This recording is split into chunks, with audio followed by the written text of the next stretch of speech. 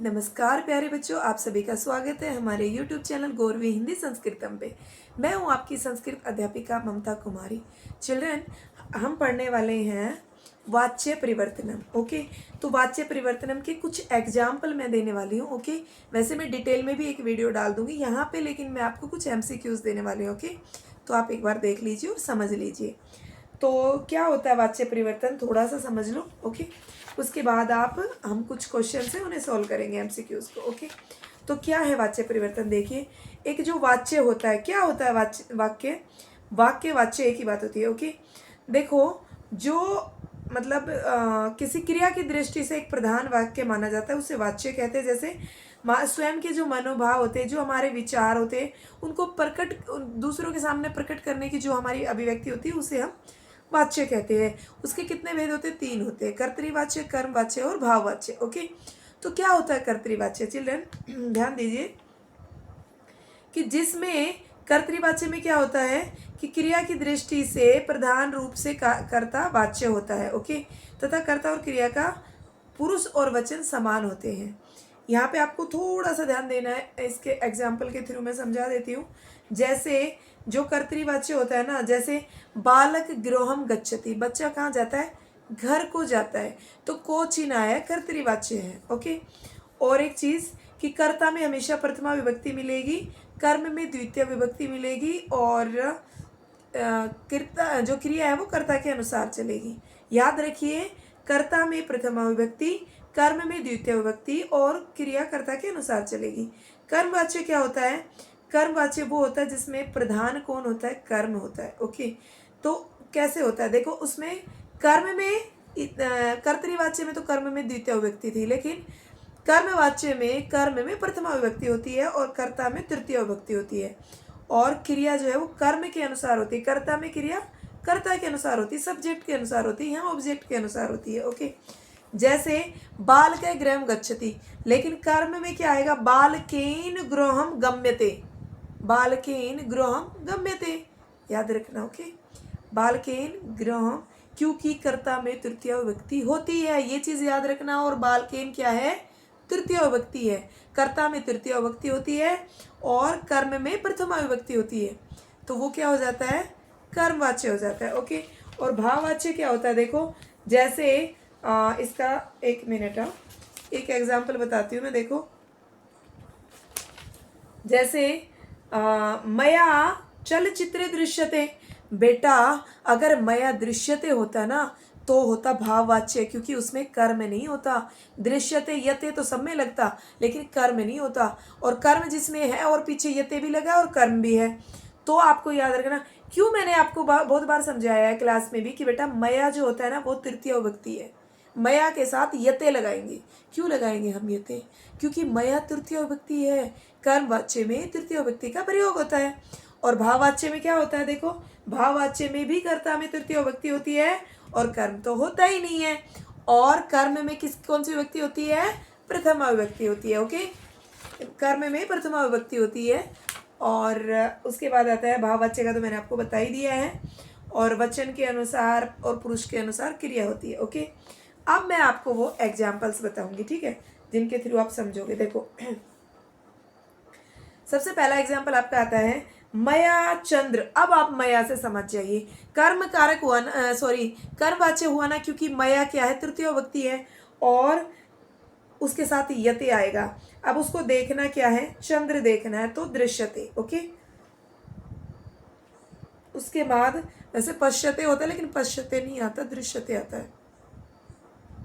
Okay, उसके बाद श्रोत्री भी कथा, सेकंड है श्रोत्री भी कथा श्रूयते। श्रोत्री भी, याद रखिए तृतीय विभक्ति है, और बस इतना जरूर है कि तृतीय विभक्ति है ना अगर, तो बेटा उसमें वचन भी देखा जाता है। ओके, उसके मान लीजिए अगर मया ना होके अभी ये भी आ गया, तो फिर हम बहुवचन वाला ही ढूंढेंगे। ओके, तो श्रूयते, श्रूयते ही रहेगा। ओके, तो यहाँ पे आता है बालका फलानी, बालका फलानी डॉट डॉट डॉट, तो हम क्या कहेंगे बताओ? बालक क्या फलानी? बेटा बालका फलानी, बाल का तो बहुवचन हो गया, तो फिर क्या करेंगे हम? वहां पे बहुवचन ही ढूंढेंगे, खादंती, खाद्यते नहीं करेंगे। ओके, खाद्यते नहीं करेंगे, खादंती ही लिखेंगे, ठीक है। और उसके क्योंकि वो कौन सा है बताओ मुझे, बताइए कौन सा कारक है, वो कर्ता कारक है। क्योंकि मैंने आपको समझाया था कि कर्ता कारक में क्या पहचान बताई थी, मैंने अभी थोड़ी देर पहले आपको बताया था कि कर्म में तो द्वितीय विभक्ति होती है, ठीक है, और कर्ता में कौन सी विभक्ति बताई थी मैंने, प्रथमा विभक्ति बताई थी। तो यहाँ पे प्रथमा विभक्ति है, बाल का तृतीय विभक्ति नहीं है, इसलिए खादंती आया। अगर वहाँ बाल केन होता ना तब क्या आता, फिर दूसरा कुछ खाद्यंते आता। अब स डॉट डॉट डॉट लिखती, तो क्या लिखती, क्या लिखता है वह बताओ मुझे। वो तो ये है कर्ता कारक है। स तो तेन तो नहीं आया वहाँ पे, तृतीय विभक्ति तो नहीं हुई, तो स से हमने क्या बनाया वहाँ पे, लेखम लिखती। ओके, उसके बाद आपका आता है परोपकारी परोपकारम करोति। तो परोपकारी परोपकारम करोति, तो वहाँ पे क्या आएगा, करोति की जगह हमें चेंज कर देना है बस, ठीक है। तो करोति की जगह हम क्या कर दें, करोति है ना, करो कुर्वंती तो है नहीं, तो यहाँ क्रियते कर देंगे। ओके, उसके बाद वृक्षा फलानी ह्य इच्छन्ति, तो हम क्या लिखेंगे उसका, फलानी, ठीक है, फलानी आएगा उसका। छात्रा गुरून् नमन्ति, तो छात्रा गुरून् नमन्ति, तो हम क्या लिखेंगे बेटा, सुनो ध्यान से, वृक्षा फलानी ह्य इच्छन्ति, तो उसको तृतीय विभक्ति हुई, वृक्षई डॉट डॉट डॉट दियन्ते, तो हमने क्या लिखा, हमने लिखा फलानी। ओके, उसके बाद आपका आता है डॉट डॉट डॉट गुरुव नम्यन्ते, तो गुरुव नम्यन्ते आया ना, तो उसका हम लिखेंगे छात्रा भी, क्योंकि नम्यन्ते है, छात्रई तो ठीक है, ये छात्रेण तो तृतीय विभक्ति होगा, लेकिन बेटा नम्यन्ते क्योंकि उसका वो लेंगे ना हम, बहुवचन लेंगे। उसके बाद आ रहा है त्वया, तो त्वया के साथ क्या आएगा बताओ, त्वया डॉट डॉट डॉट श्रूयते, तो क्या आएगा, कथा, ठीक है, क्योंकि उसमें प्रथमा विभक्ति है ना इसलिए। ओके, कर्म में प्रथमा विभक्ति है। ए मोहम त्याजामी, तो क्या आएगा यहाँ पे बताओ, डॉट डॉट डॉट मोहम त्यजते, यहाँ पे आएगा मया। ओके, अहम का तृतीय विभक्ति एक वचन मया होता है। राज्यपाल शिक्षकान सम्मानयति, तो क्या आएगा, राज्यपालेन शिक्षका सम्मानयन्ते। उसके बाद आचार्य प्रदर्शनी पश्यन्ति, तो क्या आएगा, आचार्य सॉरी डॉट डॉट डॉट प्रदर्शनी दृश्यते, तो हम क्या फिल करेंगे वहाँ पे, आचार्यई। ओके, क्योंकि क्या है, तृतीय विभक्ति है वो। ओके, आचार्यई। उसके बाद आता है आपका राष्ट्रपति राष्ट्रम संबोधयति, तो आपका आएगा राष्ट्रम, क्योंकि फिल जो जहाँ पे ब्लैंक है वहाँ पे राष्ट्रम लिखेंगे हम।